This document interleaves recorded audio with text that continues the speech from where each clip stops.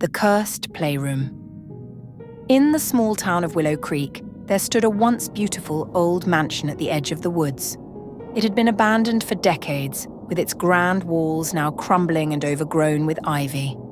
The locals whispered tales of the eerie happenings within, but few were brave enough to investigate. One summer evening, a group of teenagers, Lena, Jack, and Emily, decided to explore the mansion. They had heard the stories of ghostly apparitions and strange noises, but brushed them off as mere superstition. Armed with flashlights and a sense of adventure, they made their way to the mansion. The front door creaked ominously as they pushed it open.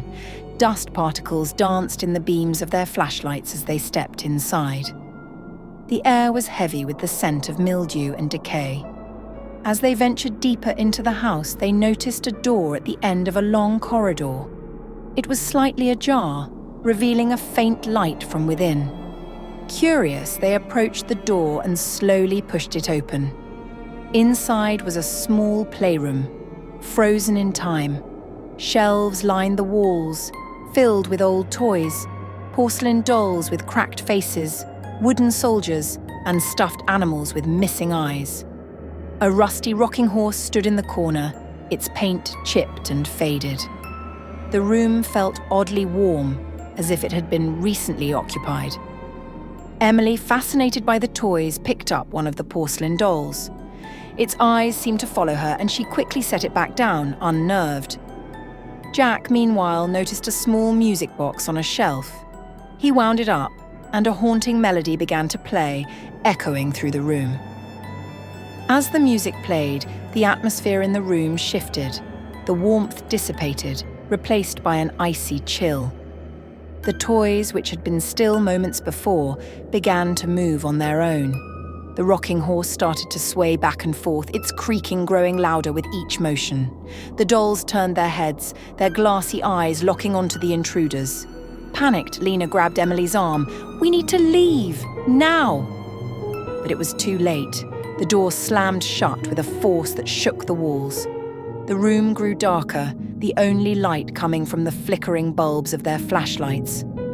The music box's tune grew distorted, warping into a dissonant, sinister melody. The toys began to come to life. The wooden soldiers marched across the floor, their tiny feet tapping in unison. The stuffed animals moved with jerky, unnatural motions, their button eyes glinting with malevolence. The porcelain dolls' mouths twisted into grotesque smiles, and they began to speak in high-pitched, childlike voices. "Stay and play with us," they chanted in unison, their voices echoing in the small room. The teenagers screamed and tried to force the door open, but it wouldn't budge. The toys closed in around them, their movements becoming more aggressive. The rocking horse bucked wildly, its painted eyes glowing red. The music box played faster and faster until the sound was nothing more than a cacophony of madness. Just as the toys were about to reach them, the music box suddenly stopped. The room fell silent, the toys frozen in place.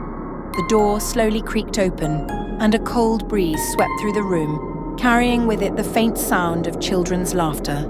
Terrified, the teenagers fled the mansion, vowing never to return. They never spoke of what happened that night, but the memories haunted them for years to come. The playroom remained untouched, a silent testament to the horrors within.